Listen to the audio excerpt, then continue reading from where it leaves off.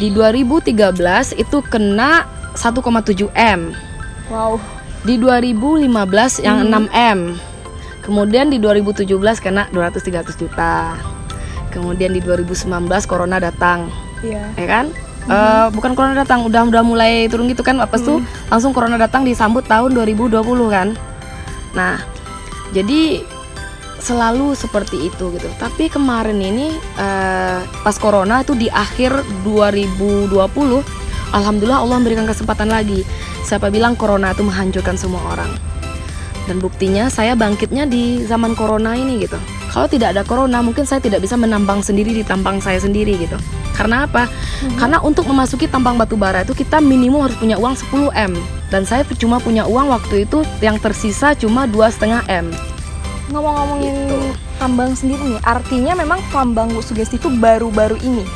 Iya, dulu bergerak di batu bara kita cuma sebagai trader biasa. Jadi kita Oke. beli barang orang, kita pengumpul, kita jual lagi sebagai ekspor. Kalau sekarang kita yang memproduksi, kita yang mempunyai lahannya, kita yang punya dokumennya. Jadi milik sendiri. Milik gitu. sendiri. Iya, Itu alhamdulillah. mulai tahun berapa tuh Bu kalau boleh tahu? Akhir 2020. Wow, baru banget ya, baru tahun Iya. kemarin. Berarti bisa dibilang baru jalan setengah tahun.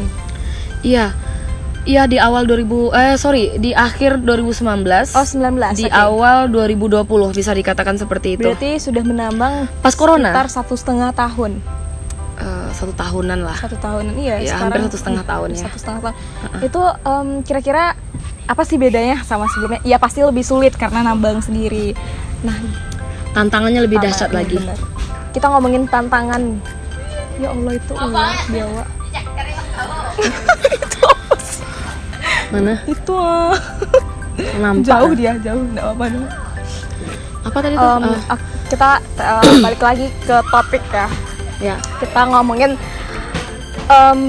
jadi sebelumnya adalah trader dan saat ini sudah menambang sendiri. Itu perbedaannya apa sih? Ya pasti untuk dari segi kesulitan pasti beda. Terus apa sih yang dirasakan sekarang? Mungkin jadi lebih sibuk atau lebih stres gitu Bu? Lebih sibuk, Lebih sibuk. lebih banyak pikiran. Yang biasanya sebelum nambang bisa tidur 4 jam atau 5 jam, sehari sekarang jadi 2 jam. Wow. Makin sibuk lagi, makin banyak berpikir lagi karena kita memproduksi sendiri, kemudian memikirkan solar, memikirkan karyawan di lapangan yang banyak banget gitu kan. Belum lagi partner-partner yang terlibat kontraktor, pensuplai solar gitu kan. Nah, tapi semakin besar tantangan sama risiko yang kita hadapi, untungnya juga semakin besar gitu. Jadi semua sesuatu tuh di hidup ini seimbang. Iya, benar. Kalau usahamu kecil, hasilmu juga kecil. Kalau usahamu besar dan risikomu besar, hasil yang kamu dapatkan juga besar gitu. Jadi kita memilih apa? Memilih hidup simpel, boleh. Caranya juga simpel. Memilih hidup wah dan mewah dan sangat sukses, juga caranya juga sangat risikonya juga sangat wah gitu. Ya itu jadi kalau saya mau menghadapinya wah-wahnya yang besar-besarnya, karena dalam hidup itu tidak boleh berpikiran yang kecil-kecil. Kita harus berpikiran besar. Oke. If you want to be a big person, you should have a big mind. Kalau kamu mau menjadi orang besar, kamu harus mempunyai jiwa yang besar, niat yang besar, dan tekad yang besar juga. Jadi itu kunci hidup saya. Berarti balik lagi ke personal masing-masing, kalau mau terjun ke yang bisnis yang mungkin keuntungan itu gede, ya harus berani berisiko besar ya Bu ya. Berisiko besar, dan satu lagi yang dikatakan bisnis halal itu adalah ketika risiko sama profitnya tuh balance 50-50.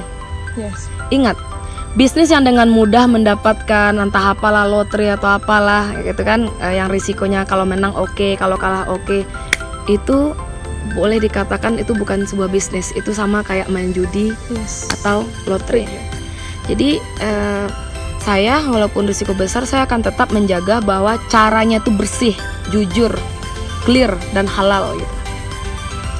Jadi begitu. Aduh, seorang wanita terjun di batu bara itu kan memang kayak saya sendiri aja yang membayangkan, aduh gila kali ya ini perempuan ini. Pasti banyak yang julitin gak sih ini? Banyak. Makanya sesibuk apapun saya, hobi saya tetap dijalankan. Bikin TikTok, kemudian nyanyi. Itu cuma hobi gitu kan, hobi, bukan buat mata pencarian gitu. Makanya orang heran, sibuk banget di batubara, nggak ada tidur kok masih bisa huru-hara sana sini bikin TikTok gitu kan, nyanyi-nyanyi gitu kan. Begitulah cara saya menjaga keseimbangan atau balance hidup yang saya jalani. Jadi otak kiri sama otak kanan sama otak kiri itu harus seimbang gitu. Jadi makanya untuk menyeimbangkan dunia stres yang ada di bisnis atau khususnya di usaha batubara ini, seimbangkan dengan hobi gitu.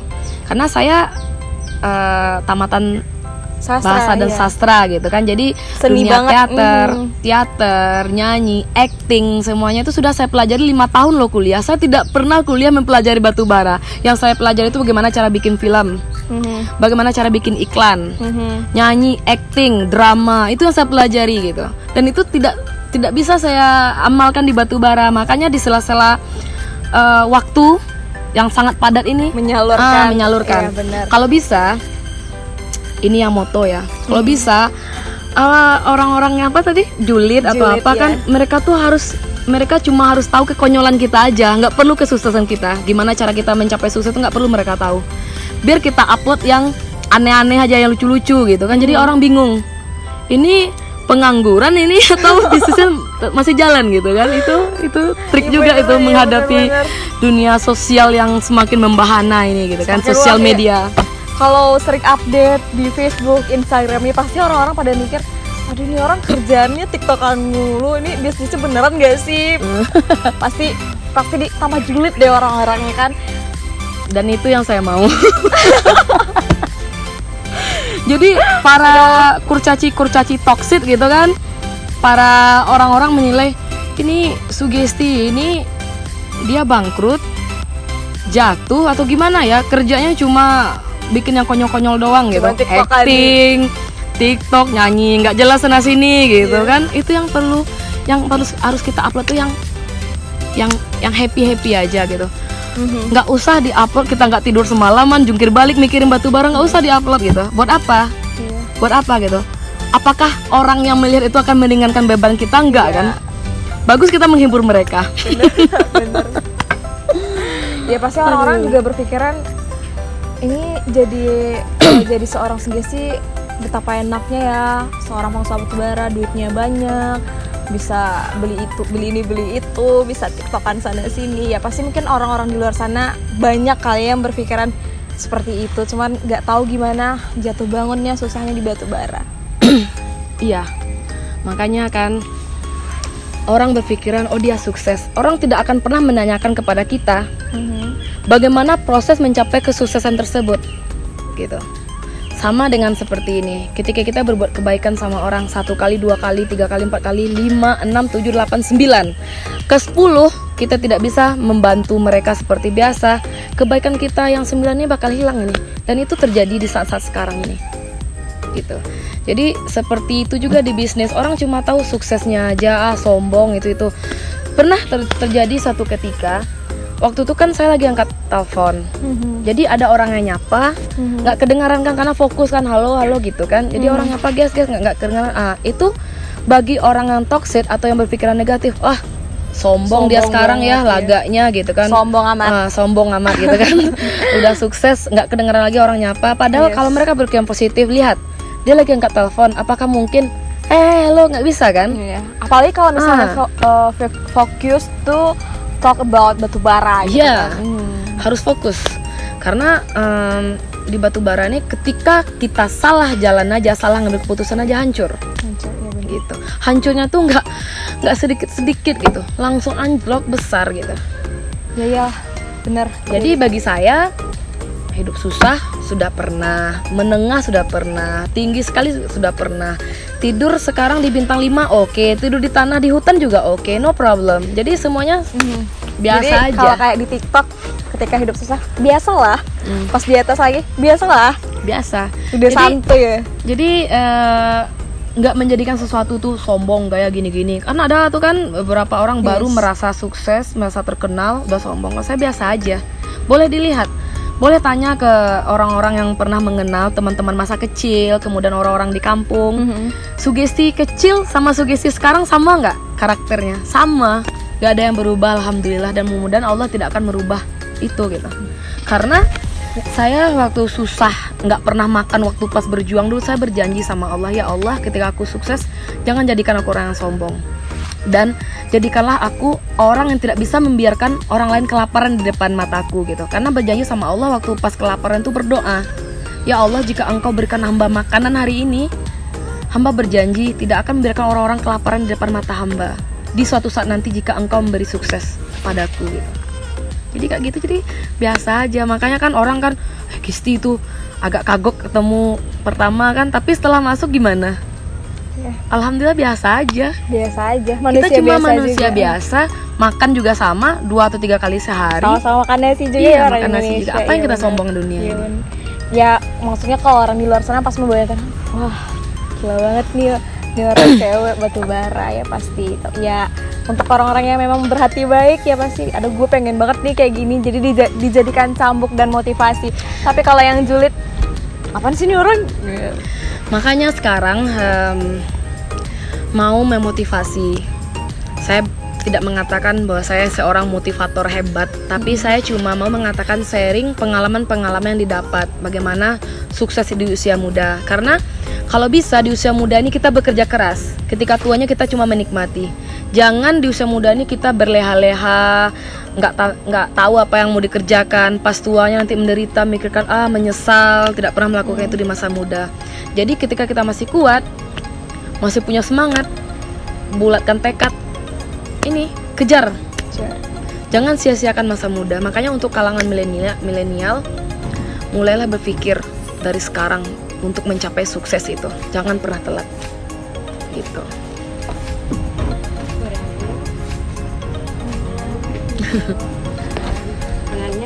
Enggak, Bu. Nah, jadi seperti itu. Aduh, nggak kerasa udah banyak cerita. Kita bahas apa lagi ya Bu ya? Kita mungkin mau jalan dulu karena masih Boleh. panjang loh. Sambil Boleh, jalan boleh. aja kali ya.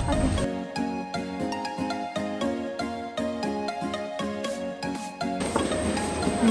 Nah, terakhir pesan motivasi apa sih yang ingin seorang Sugesti sampaikan ke anak-anak muda, generasi milenial khususnya, apalagi saat ini di masa pandemi yang pada mungkin ya seperti berita-berita yang kita baca, banyak yang stres sekolah di rumah, terus yang nggak tahu mau ngapain, atau yang buat orang-orang yang udah tamat kuliah yang mungkin memang masih menganggur dan udah mau putus asa karena memang pandemi ini sebagaimana yang kita tahu tuh banyak PHK, perusahaan banyak yang pilot, banyak yang tutup. Nah, Ibu Sugesti, apa sih yang ingin Ibu sampaikan untuk mereka semua? Khusus milenial. Boleh? Satu-satu? Pesan-pesan dan motivasi yang ingin saya sampaikan kepada kaum muda, anak muda, generasi muda Minang, Sumbar atau seluruh Indonesia, bahwa sukses itu tidak mudah. Untuk mencapai kesuksesan, kita harus melewati 3 hal ini: korban perasaan, korban waktu, dan korban uang, gitu kan. Jadi mencapai sukses itu tidak mudah, semudah membalikkan telapak tangan gitu. Tapi asalkan kita mempunyai tekad yang bulat gitu kan, kemudian berbakti kepada orang tua, kemudian yakin, gagal coba lagi, coba lagi sampai tujuanmu tercapai. Ingat, kita mempunyai ide yang cemerlang, tulang yang kuat itu di masa muda. Jangan sia-siakan masa mudamu. Karena ketika kamu menyia-nyiakan masa mudamu, masa tuamu akan lebih sia-sia lagi. Tetapi apabila kamu memanfaatkan masa mudamu, masa tuamu akan menjadi sangat bahagia. Jadi kamu bisa fokus untuk ibadah aja, menikmati kerja keras di masa muda gitu. Dan untuk khususnya itu khususnya untuk anak muda dan untuk para masyarakat di luar sana yang sekarang sama seperti yang saya rasakan di masa pandemi ini, kita susah sekali untuk mencapai sesuatu. Kadang-kadang kita sebelumnya kaya, punya toko yang besar, sekarang pendapatan menurun. Walaupun banyak pengunjung, kadang-kadang pemerintah membatasi, restoran itu cuma boleh 50% masuknya gitu kan. Jangan patah semangat. Insya Allah corona ini akan berlalu, badai pasti berlalu gitu kan. Jadi tidak sepanjang waktu kesusahan itu ada. Jadi apakah kita siap, itu yang namanya hidup gitu. Kalau bahagia aja sepanjang hidup, itu namanya kita lagi di surga, bukan di dunia. Selagi kita di dunia, kita pasti akan melewati kesusahan, kesulitan, dan kebahagiaan. Impossible ya kalau hidup lurus-lurus aja. Ya, impossible. Jadi jangan patah semangat. Insya Allah semuanya akan berlalu. Sesungguhnya sesudah kesulitan itu ada kemudahan. Harus percaya itu. Oke, mungkin segitu dulu dari kita berdua guys. Dan karena kita lagi pandemi, jangan lupa untuk selalu menggunakan masker, untuk patuhi protokol kesehatan ya Bu ya. Iya. Mau kemanapun cuci tangan, dan ikutilah semua anjuran dari pemerintah agar tujuan kita bersama itu tercapai. Dan insya Allah semoga kita bebas masker Cepat lagi, bebas. bisa menghirup udara segar seperti ini ya. Dan bisa bertatap muka, bertemu bersalaman lagi, bersilaturahmi lagi sama seluruh orang-orang di Capek dunia karena ini. ya, Udah lelah capek. kan ya. Ya. Bener. Oke, mungkin segitu dulu dari kita berdua. Semoga bermanfaat. Don't forget to Like, subscribe, and comment. Dan kemudian saran-sarannya konten apa lagi yang kita bikin untuk next. bye-bye. Assalamualaikum warahmatullahi wabarakatuh.